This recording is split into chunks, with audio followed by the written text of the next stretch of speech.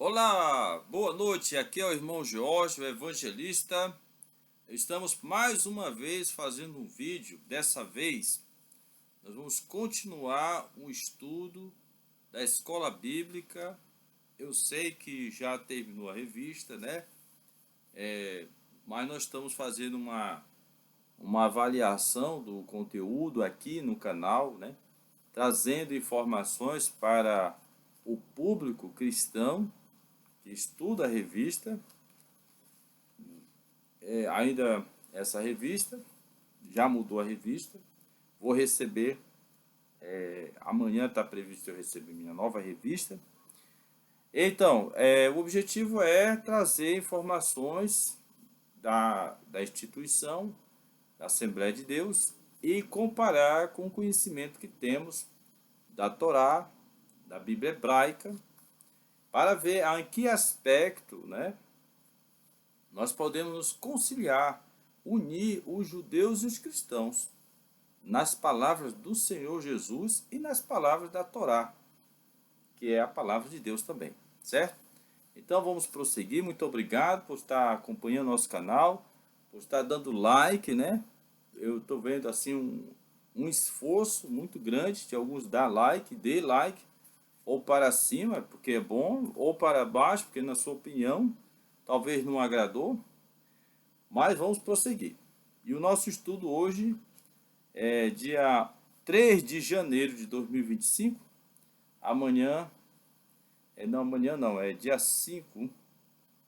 Será o estudo da primeira revista do novo trimestre, iniciando o ano. Mas a gente vai concluir esse aqui no nosso canal. Então, vamos pôr em dia, se Deus quiser. E o estudo está na página. Só um instantinho. Muito bem. A revista está na página 42. O tema é o cuidado dos pais com os filhos. O cuidado que os pais têm que ter com os filhos. Está aqui o assunto. Dá para ver? Pronto. Cuidado com os pais, com os filhos. Cuidado dos pais com os filhos. Vamos ler então. Vamos avançar. Cultivando. Eu vou colocar aqui para que você possa acompanhar. Cultivando o ensino da palavra de Deus, vimos que os filhos têm responsabilidade para com os pais, conforme os textos bíblicos estudados. Todavia, sabemos que os pais também têm responsabilidades com os filhos. Nesse aspecto, uma dessas maiores responsabilidades é a de cultivar o ensino da Bíblia de Deus, da palavra de Deus, na família. Isto é a base para a formação espiritual, moral, emocional e social dos nossos filhos. Além disso, além desse ensino ser cultivado no lar, cabe aos pais o incentivo e o estímulo de levar os filhos à igreja local, encorajando-os a participar das reuniões de cultos e estudos bíblicos, como a escola bíblica, e o cultivo do ensino da palavra. Quando isso acontece, a igreja passa a ser a extensão do lar a este, a extensão da igreja local. Lembremos de que o salmista escreveu: Alegrei-me quando me disseram, vamos à casa do Senhor. Né? Está bem aqui, né? Eu tinha que baixar. Está bem aqui. Alegrei-me quando disseram, vamos à casa do Senhor. Salmo 122, 1. Assim os nossos filhos terão o ambiente adequado para experimentar as promessas de Deus, né? Aí terão um ambiente apropriado para experimentar as promessas de Deus. Meu Deus. Bom, nós temos aqui esse estudo. Ele cita aqui Deuteronômio, capítulo 6, versículo 4 a 9. Aqui tem um ponto importante. Eu vou até comentar. Vimos que os filhos têm responsabilidade para com os pais, conforme os textos bíblicos. Nós vimos isso aqui. Todavia, sabemos que os pais também têm responsabilidade com os filhos. Você pai, você mãe, você tem uma criança. Nós já aprendemos que criança é uma herança da parte de Deus. Você também deve cuidar dessa herança. A sua responsabilidade nesse mundo é ensinar seu filho a conhecer a Deus, a servir a Deus neste mundo que Deus colocou ele aqui. Nós já aprendemos que nós, antes de nascer, nós viemos de lá, do alto. Lá nós conhecíamos a Deus. Lá nós sabíamos quem Deus é. Nós servimos a Deus lá. Mas aí Deus deu uma missão de virmos para cá, para a terra, e quando chega aqui, ele apaga a nossa memória, porque a nossa memória vai depender da experiência e do conhecimento que a gente vai ter.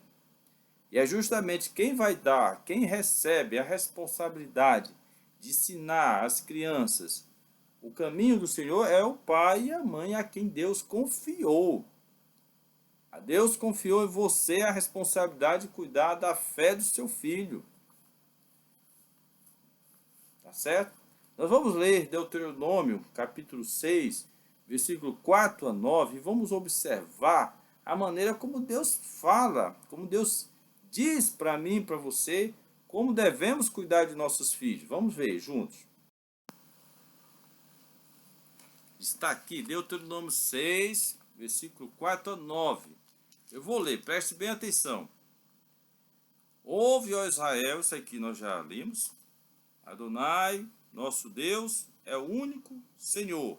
Senhor, nosso Deus, é o único Senhor. Isso aqui é uma espécie de reza que os judeus fazem as suas orações, chamado Shema. Shema Israel, Adonai Eloheinu, Adonai Echad. Significa, ouve, ó Israel, o Senhor nosso Deus é único, é o Senhor um. A gente faz essa reza todos os dias, de manhã, de tarde e de noite. Eu acho, de manhã, de tarde e de noite, né? Eles fazem essa reza e ensinam as crianças a rezar esta oração. Essa oração é profunda, para que Israel ouça que Adonai, o Senhor, nosso Deus, Senhor um. Aí logo em seguida, nesse mandamento de Deuteronômio, nós vemos outra palavra de Deus. E estas palavras, versículo 6. Não, versículo 5. Amarás, pois, o Senhor teu Deus de todo o teu coração e de toda a tua alma e de todo o teu poder. Esse é mais um mandamento de Deus. Além daquele Shema que eles têm que fazer, também tem esse. Amarás o Senhor teu Deus. Então você deve ensinar seu filho, sua filha, que deve amar o Senhor nosso Deus. Aí já também expliquei aqui no nosso canal, amar de todo o coração, de toda a alma, de toda a força, o que significa, o que implica isso tudo. E por fim vem uma recomendação como lei também. Deus diz assim, e estas palavras que hoje te ordeno estarão no teu coração, e as intimarás a teus filhos, e delas falarás assentado em tua casa, e andando pelo caminho, e deitando-te e levantando-se. Né? Aí tem outras recomendações aqui para ser considerado, até o 9. Também as atarás por sinal na tua mão, e te serão por testeira entre os teus olhos, e as escreverás nas umbrais de tuas casas e nas tuas portas. Olha só o tamanho da recomendação que está sendo narrado aqui. Mais uma vez, a palavra de Deus, ela tem que ser exaltada. A revista, ao longo do estudo, ela ela coloca no seu coração de que só vale para nós o Novo Testamento. Só vale para nós as palavras do Senhor Jesus e dos apóstolos.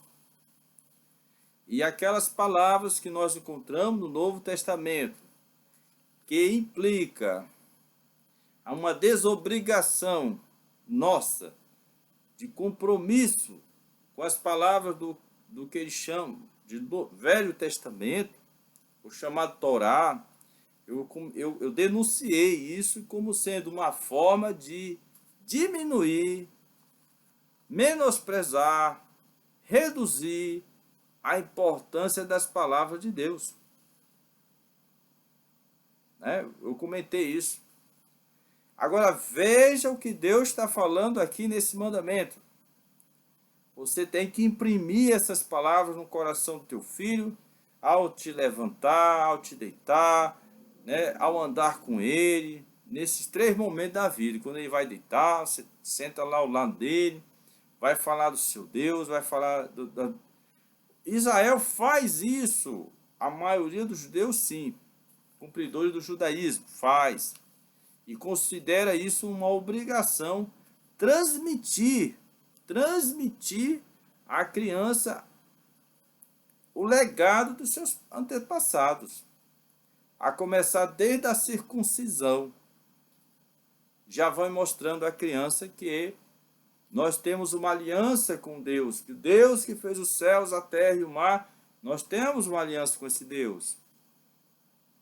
A gente vê hoje no mundo cristãos, pais não estão dando atenção em cuidar de suas crianças. Pais são negligentes. Alguns pais deixam a fé da criança desenvolver por si só, não para sentar com seu filho, não senta, não conta a história do nosso Deus, não transmite a sua fé que está dentro de si para o seu filho quer ver sua fé, quer ver a maneira como você fala desse Deus na sua vida. Se ele é tão grande, se é tão importante para você, ele quer ouvir de você, da sua boca. Na época de Moisés, quando foi dada essa ordem, não tinha DVD, não tinha celular, não tinha vídeo, não tinha WhatsApp, não tinha nada. A transmissão era oral. Fale a sua fé e eu vou aprender dela. Hoje não, você bota o menino com o celularzinho na mão, o menino fica lá olhando, vai ver as histórias bíblicas, bota na televisão, vai ver vídeo, desenho animado sobre Jesus, sobre... Você mesmo não senta para ensinar, você quer que outros ensinem, usando esses mecanismos. Não digo que não seja bom, mas nada substitui você. Nada substitui você, pai e mãe. A sua fé é crucial para o desenvolvimento da fé do seu filho.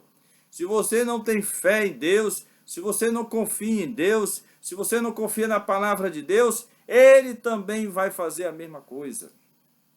Na maioria dos casos, com exceção, alguns se sobressairão quando seus pais não são bons exemplos. Isso é raro. Mas o maior exemplo é seu pai e sua mãe. Por isso que Deus falou aqui na sua palavra uma pedagogia maravilhosa. Tu, E estas palavras que hoje eu te ordeno a você, estarão no teu coração. Tem que estar no coração do pai, tem que estar no coração da mãe. Se não tiver a palavra de Deus no coração do seu pai, da sua mãe, o temor do seu Deus, no seu coração de ser pai e mãe, não vai para a sua filha, não vai para o seu filho. A sua fé é transmissível. A sua falta de fé também é transmissível. Aí Deus disse, quando tiver no teu coração, então tu inclinarás para o teu filho, tu ensinarás a teu filho, falando, assentando a tua casa, andando pelo caminho, deitando-se e levantando-se. 4 momentos, Assentando em tua casa, andando pelo caminho, deitando-se e levantando. 4 momentos diferentes. Você tem que falar. E ainda diz mais. Elas devem estar escritas. Aí tem um costume judaico de escrever nas mãos. tefilim, né? Aquela enrolando aquela fita, a testinha aqui com um texto da Bíblia na testa. Eles têm esse ritual. Nós chamamos ritual, mas é uma maneira de lembrar que você tem compromisso com o seu Deus. Colocando nas ombreiras da sua porta, da sua casa, eles chegam lá e beija a palavra de Deus. E a porta significa o seu coração. A palavra de Deus tem que estar na porta do teu coração, tem que estar dentro também. Nós temos compromisso com as leis de Deus. Então, essa informação, como eu tenho denunciado aqui, Cristo é o fim da lei, faz com que você não se sinta na obrigação de cumprir essas palavras. Você não dá importância a essas palavras. Não dá mesmo. Não dá mesmo. Na igreja, as crianças estão na rua brincando lá, correndo para lá e para cá. Se tiver um salão onde as crianças ficam, amém. Mas tem lugares que as crianças estão na rua, na hora de aprender, na hora de estudar, na hora de louvar, na hora de adorar, as crianças estão ausentes. Né? Pois é. Então, Deus sempre se preocupou com as crianças e coloca nos pais a obrigação. Primeiro, aprenda você. Depois, ensine seu filho. O que você aprendeu, ensine seu filho. O tamanho da sua fé será o tamanho da fé da sua criança ou mais. Pois é. Então, Deus tem esse compromisso com as nossas crianças e nós também temos. Nós temos que entender isso, tá? E essas palavras, elas foram obedecidas. Jesus obedeceu isso desde criança. Jesus, os apóstolos, todos os pais judeus fizeram isso, os grandes profetas. Não tem outro caminho. Isaac é o melhor exemplo. Seu pai, idoso demais, mas ensinou a ele o caminho da fé. Isaac é o melhor exemplo. Jacó aprendeu também. Esaú aprendeu, mas se desviou. Porém, Jacó aprendeu. Né? Amém? Aí cita também o capítulo 11. Versículo 18 e 19. Vamos ver. Está aqui, Deuteronômio, capítulo 11, versículo 18 e 19. Ponde, pois, estas minhas palavras no vosso coração e na vossa alma, e atai-as por sinal na vossa mão, para que estejam por testeira entre os vossos olhos. Ensinai aos vossos filhos, falando delas, assentando em tua casa e andando pelo caminho, deitando e levantando-se. Está repetindo as palavras, né? Mas veja como Deus exorta. Estas minhas palavras têm que estar no vosso coração, e ele cita aqui, na vossa alma também. Para que a palavra de Deus chegue até a nossa alma, é preciso que primeiro passe pelo nosso coração. Passe pelo nosso coração. Você não gosta de ler a Bíblia? Você não gosta de estudar a Bíblia? Você tem o que para oferecer para seu filho, para sua filha? Só rezar, rezar, rezar? Só orar, orar, orar? Sem fé? Sem conhecimento desse Deus? Sem saber como viver com Ele? Sem saber como andar com Deus? Precisa de conhecimento. Você tem que ter tempo para a escola bíblica, que cita aos estudos bíblicos, como a escola bíblica, o culto de ensino da palavra de Deus, o culto de doutrina, mas a escola bíblica é melhor. Há um estudo mais profundo, há uns textos para ser lido, e é feito por grandes pastores. Então, tem que ter essa preocupação. Pais têm que levar seus filhos à escola bíblica. Igreja cheia de criança, vai na escola bíblica, não tem nenhum pai, nenhuma mãe lá com criança, né? Você que é mãe, você que é pai, mas meu filho vai fazer barulho, vai fazer isso, vai fazer... Leve a si mesmo, para ele se habituar, se acostumar a ir à escola bíblica, sentar, ver os irmãos todos presentes para aprender. Eu fico triste de ver servo de Deus desprezando a escola bíblica. Olha, essa conta vai chegar. Vai chegar essa conta. Você que abandona a escola bíblica e não assiste, essa conta vai chegar. Vai chegar aquele dia que você vai ter a surpresa do Senhor Jesus. Nunca vos conheci. O quê? Ele vai falar isso. Mas, Senhor, eu não profetizei em teu nome, não expulsei demônio em teu nome, não fiz obras poderosas em teu nome, fiz tudo pelo Senhor. Mas aprender a palavra de Deus, aprender a fazer como tem que fazer, não. Esse você achou menos importante, e eu conheço servos de Deus que não dão valor à escola bíblica. Pastores mesmo, dirigente de obra grande, não vai para a escola bíblica, não dá exemplo. Dá mau exemplo. Mal. Viu? Mau exemplo. Não vai e nem incentiva, porque não vai. E eu conheci um pastor que eu perguntei a ele, o senhor não recomenda as pessoas ir para a escola bíblica, por quê? Porque ele disse, respondeu para mim, porque eu não vou, como é que eu vou? Eu só incentivo aquilo que eu dou exemplo. Se eu dou exemplo que eu vou para a escola bíblica, eu vou incentivar os irmãos a vir. Mas eu não vou, como é que eu vou incentivar as pessoas a ir se eu não vou? As igrejas estão cheias de mau exemplo desse tipo, incentivando os membros a acreditar que também é sem importância. Olha lá, essa conta vai chegar, se já não chegou, né? Pois é, aqui no Salmo 122, versículo 1 diz, alegrei-me quando me disseram, vamos à casa de Adonai.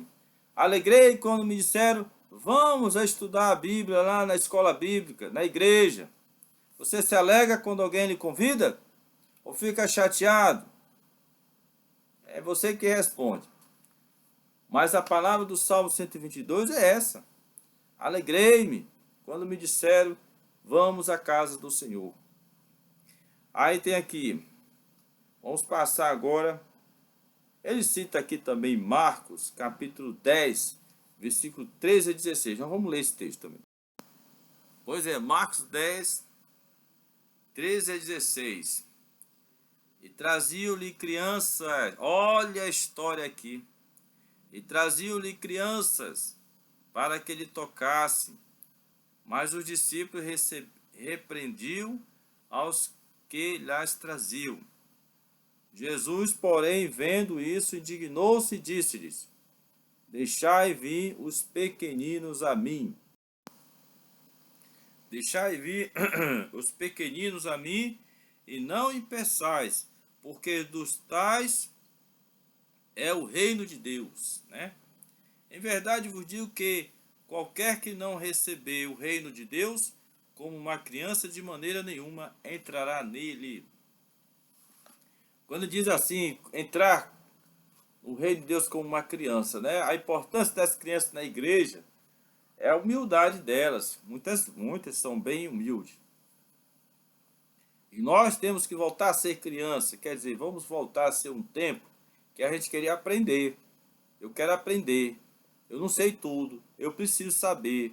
Eu preciso ouvir A, B, C, experiências para me aprender. A escola bíblica é justamente para isso, né? E Deus quer que as crianças vão para a escola bíblica. Você pai, você mãe, se você não leva suas crianças para a escola bíblica, será cobrado por Deus. Pelo irmão ou pela irmã lá que dirige, é uma cobrança até mansa, né? Mas por Deus é uma cobrança mais séria. Bom, vamos agora prosseguir o nosso estudo, né? Vamos continuar. Nós terminamos aqui esse ponto. Prioridade na vida familiar. Vamos lá.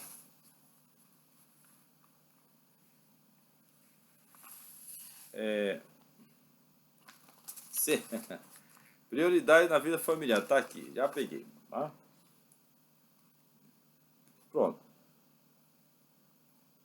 Segundo a palavra de Deus, para cuidar da igreja, é preciso que o obreiro cuide bem de sua família. Embora os textos bíblicos que falem sobre esse assunto tenham como público-alvo os candidatos ao ministério, e é evidente que Deus espera que todos os pais cristãos tenham o devido cuidado e atenção com a sua família. Por isso, se pudéssemos estabelecer uma hierarquia de prioridade na vida do cristão, faríamos assim: o cônjuge, os filhos, a igreja local. Assim, quando nossa família está bem cuidada, consequentemente teremos uma igreja bem assistida. É verdade, a saúde de uma igreja é uma família saudável, né? Uma família de união, de fé, tá certo? E a melhor maneira de praticar a fé é dentro de casa, né? Eu reclamo muito, assim, família que marido e mulher fica se degladiando, se ofendendo, se machucando, é mau exemplo. É mau exemplo de família. É mau exemplo de família da igreja. Viu? Não pode ser assim. Tem que ouvir, tem que ter paciência, tem que se amar, tem que se respeitar. E as crianças aprendem do exemplo do pai e da mãe. O pai e a mãe é o espelho para eles. Então, quando você tem o exemplo, dá exemplo para seu filho, para sua filha, de paciência, de amor, perseverança, a criança acende nela.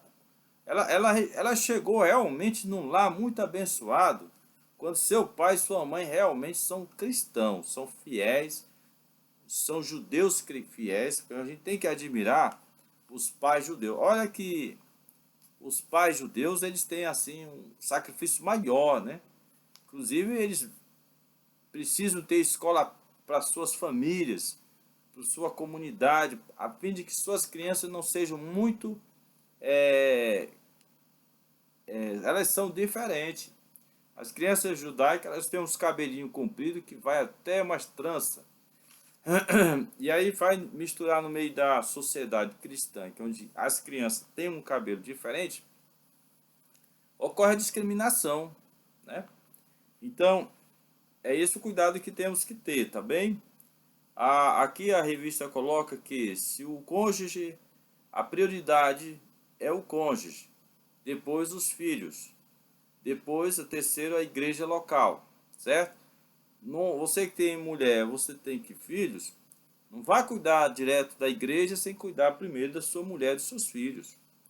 Se o seu filho hoje se desviou da fé e você há muito tempo serve a Deus, avalie se você não tem uma parcela de culpa por ter abandonado seus filhos, por não ter tempo de sentar com eles para ensinar, para mostrar.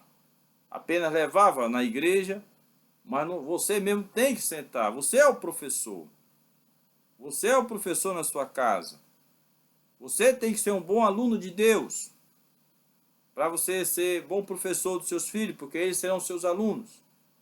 A sua esposa precisa ver você um exemplo, para você ser um bom professor para ela. Certo? Amém? Vamos lá. Ele cita 2 Timóteo 3:2, 4, 12, Tito 1, 5 e 6, né? Mas eu não vou ler esses textos. Vamos para frente.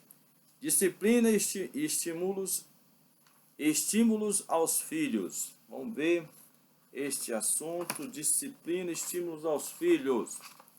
Está aqui, tá? Bem aqui, ó. Disciplina e estímulos aos filhos, tá certo? Deixa eu pegar assim, talvez seja melhor. Como vimos, os pais têm a responsabilidade dada por Deus de disciplinar seus filhos. Contudo, como também mencionamos anteriormente, a disciplina dos pais aplicada aos filhos deve ser equilibrada e baseada no amor. É preciso disciplinar pelo ensino, pelo próprio exemplo dos pais, para gerar obediência, honra e responsabilidade nos filhos.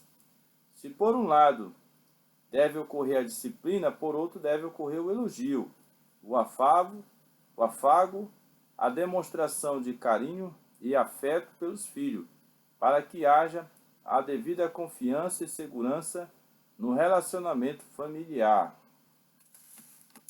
Eita, meu Deus do céu! A questão da disciplina, né? Tá bem? É uma responsabilidade que cabe aos pais, né? É dada por Deus, disciplinar seus filhos, né? A disciplina dos pais aplicada aos filhos deve ser equilibrada. Isso aqui tem que ter equilíbrio, viu? Você que vai disciplinar seu filho, você não discipline com raiva. Quando você tiver com raiva, porque ele vai fazer raiva, criança faz raiva às vezes, viu? Você ensina, ele esquece. A gente esquece também, né? As crianças também esquecem, repete o erro. Você não vá com raiva, você não vá com gana, com fúria, porque quando você for corrigir seu filho, o que você vai ensinar para o seu filho é que você odeia ele. Então aquela mãe que pega seu filho, bate, ou pai que bate demais nos seus filhos, o que ele está ensinando para o filho? Eu te odeio, eu tenho ódio de ti. Então esse é a primeira lição que você dá quando você é violento com seus filhos. Alguns pais até quebram ossos de suas crianças. Meu Deus do céu, né? Bate em qualquer lugar, na cara, não faça isso. Não faça isso.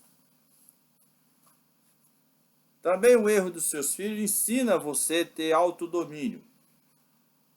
Você tem que aprender a hora certa para falar, ter atenção da criança.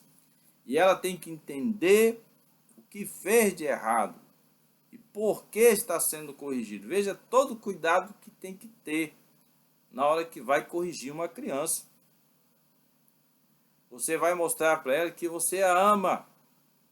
Papai vai corrigir você porque eu amo você. Porque para mim você é importante. Olhe nos olhos dele e fale assim. Não deixe ele baixar a cabeça. Meu filho, olhe nos meus olhos. Eu estou falando com você. Eu lhe amo e quero bem você. Seu castigo precisa ser só peia? Não. Pode ser outras coisas.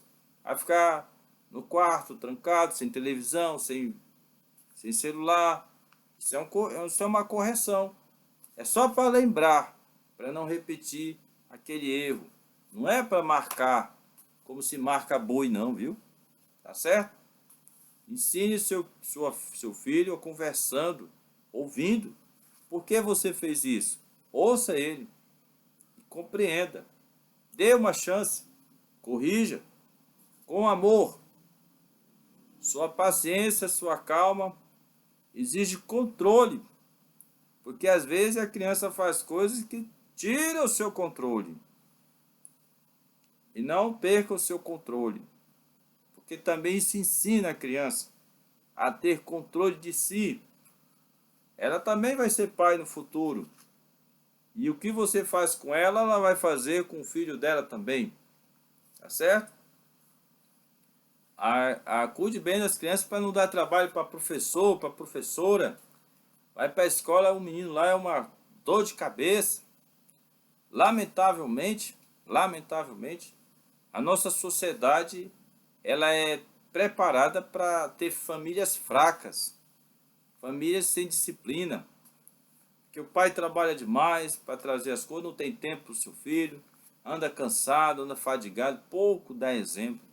O pai não para com o filho, só os da classe média alta é que vamos abrir aspas, estudaram, né? Tem uma renda melhor, trabalham menos, eles têm tempo com seus filhos para ensinar. Mas os mais pobres não, sofrem demais. O mundo é o verdadeiro Egito, criado para ser Egito mesmo, casa da servidão, né? Muito bem. E assim nós terminamos um tópico, né? Nós vamos para o segundo tópico. Bênçãos, pais e filhos. Bênçãos, pais e filhos. Vamos para esse tópico, tá certo? Bênçãos e pais e filhos. Diz assim. Pronto, tá aqui, né? Pronto, deu. Aí, tá. Há promessas da Bíblia que trazem consigo bênçãos espirituais de Deus para os filhos.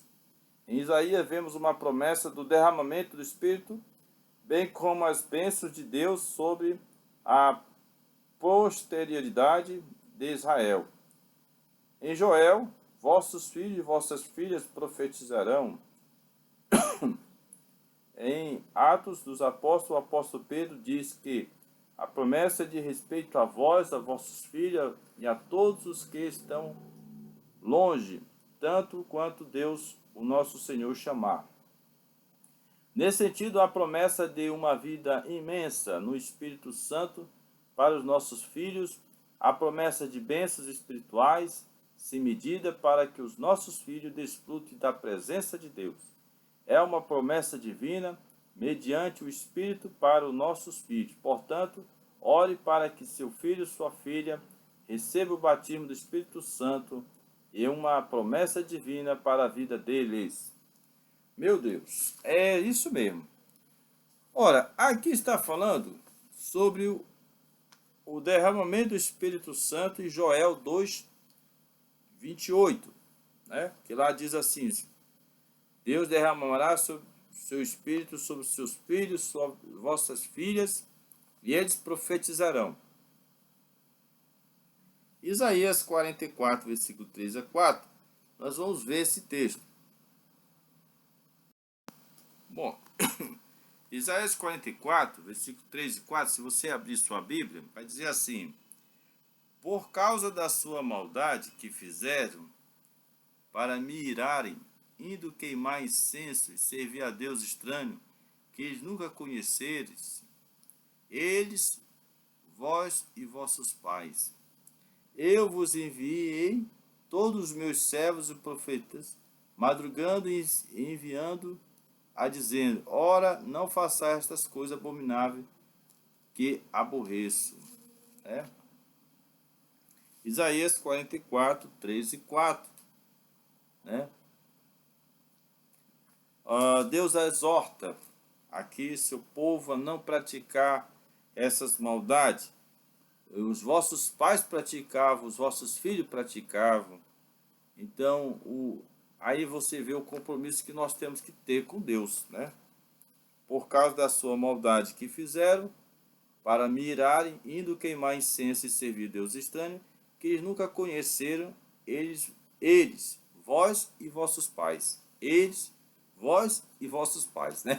Então misturou toda a família aqui, se desviou de Deus, e Deus exortando através de servos, né, para impedir a idolatria. Então, hoje em dia, nós temos que aprender bem da palavra de Deus, melhorar bem. Olha, a mente da gente precisa de ler, estudar a palavra, de meditar, né, ter discussões, debates, para poder aprender. Senão nós vamos cair numa hipocrisia, né? E a pior coisa é a hipocrisia. Você fala uma coisa, mas não é. Finge ser uma coisa, ensina, mas faz diferente. Não pode ser assim, certo? Então, aí ele cita Joel 2,32, que é a promessa de Deus de derramamento do Espírito Santo, que ocorreu nos dias dos apóstolos. Paulo, onde eu quero, o que a gente tem que aprender aqui nesse aspecto, em relação aos nossos filhos, né?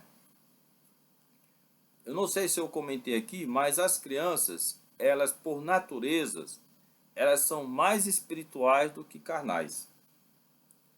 Porém, elas estão aprendendo a viver no seu corpo de carne. Você tem que aprender, tem que ensinar ele a lembrar, eu digo a lembrar, né? Mas para ele será uma primeira vez, talvez, que tem um Deus que nós não vemos, e nós temos que servir esse Deus e obedecer às suas leis, seus mandamentos, o que pode e o que não pode ser feito. Assim, essa criança, ela está vindo do mundo do céu para a terra e já começa a pegar pique de que deve continuar servindo ao seu Deus, seu Pai, que é o nosso verdadeiro Pai. Se ela vai ter noção quando tiver uma fase mais adulta, né? Que além do seu pai humano, também temos um pai espiritual. Aí ela vai continuar indo no ritmo e crescendo espiritualmente. E as crianças, quando oram, elas são mais ouvidas do que os adultos, né? Eu citei aqui numa experiência, num relato aqui, a história de Ismael. Quando não havia mais água, ele orou a Deus para que Deus o salvasse. E Deus enviou um anjo até a sua mãe, Agar, e lhe contou: olha, um menino orou, e por isso eu vim, para mostrar para você que vocês não vão morrer. Está lá a história de Gênesis, né? Então, a Ismael foi muito bem ensinado por Abraão. Houve a circuncisão de Ismael no coração, antes dele ser circuncidado na carne, que ele foi aos 13 anos de idade. E provavelmente ele está saindo de casa com 16, 17 anos, quase maior idade. Ou maior idade para os judeus, 12 anos é maior idade, né? Entendeu? Então, as crianças, elas, quando nós cuidamos da espiritualidade delas, já é grande, né? Já é grande em si, aí ficará mais estabelecida, mais bem preparada para servir a Deus neste mundo cruel, né? Filhos, família, lugar onde os filhos devem ser abençoados. Vamos continuar a nossa leitura. Já estamos com 40 minutos. Vamos lá.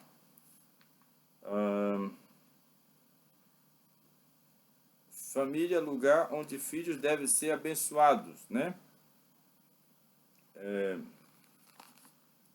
Era só um instantinho. Foi. Tá aqui. O número 2. Tá. Tá aqui na revista. Número 2.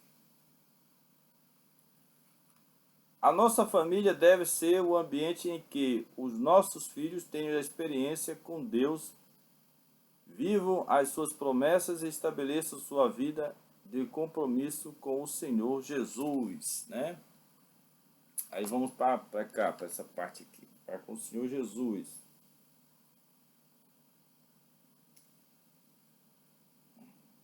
Dessa forma, ajudaremos muitos dos nossos filhos se a nossa família cultivar o culto doméstico, promovendo a oração, o louvor, a leitura da palavra de Deus em nosso lar, que em nossa família os nossos filhos tenham a liberdade de expressarem suas lutas e dificuldades para que se tornem temas de nossa intercessão no lar.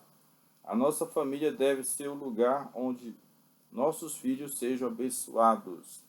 Novamente ele cita aqui nesse texto Deuteronômio 6, de 6 a 9, que nós já vimos.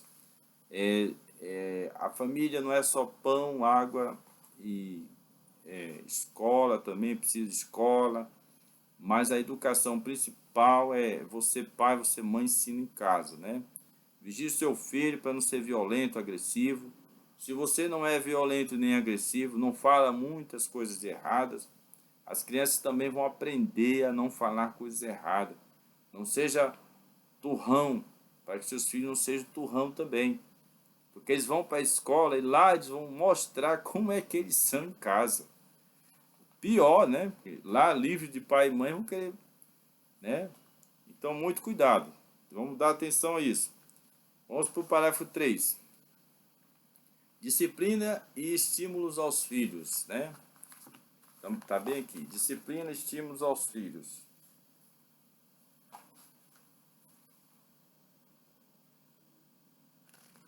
É esse mesmo? Não. Número 3. Pais que protegem seus filhos, não é isso? Pais que protegem seus filhos. Tá aqui, ó. Desculpe, vamos lá. Pais que protegem seus filhos. Os pais devem garantir um ambiente na família em que os filhos se sintam protegidos em cada etapa do desenvolvimento, ou seja, quer na infância, na adolescência ou na juventude, nossas crianças devem ser protegidas física, emocional e espiritualmente. Nossos adolescentes devem achar guarida em nosso lar para expressarem suas demandas a fim de que direcionemos a nossa atenção para elas. Nossos jovens devem encontrar em nós palavras sábias, de ânimo, que os instruam diante de suas lutas e tribulações, e tempo de nossa família ser um lugar em que a vida de nossos filhos seja protegida dos ataques do maligno. Quando isso acontece, a proteção torna-se uma bênção de Deus para elas. Olha que maravilha, né? Meu Deus do céu. Pais que protegem seus filhos, né? As crianças têm fases na vida, desde quando são bebê até os 18 anos, há muitas transformações físicas, mentais, psicológicas, né?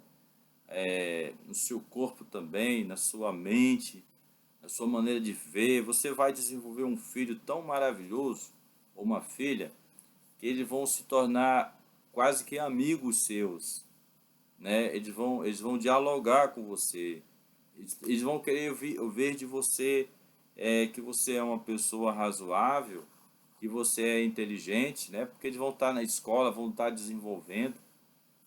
Então é muito importante cuidar todas essas fases da criança, do jovem e o adolescente, né? Protegê-los mesmo, né? Orar por eles, orar, né? Pedir a Deus sabedoria, pedir entendimento, estar perto quando ele precisa. A insegurança é muito grande nessas mudanças corporais da criança, do jovem. Há muita insegurança. E você vai estar lá do lado dele e dizer assim, ó, estou do seu lado.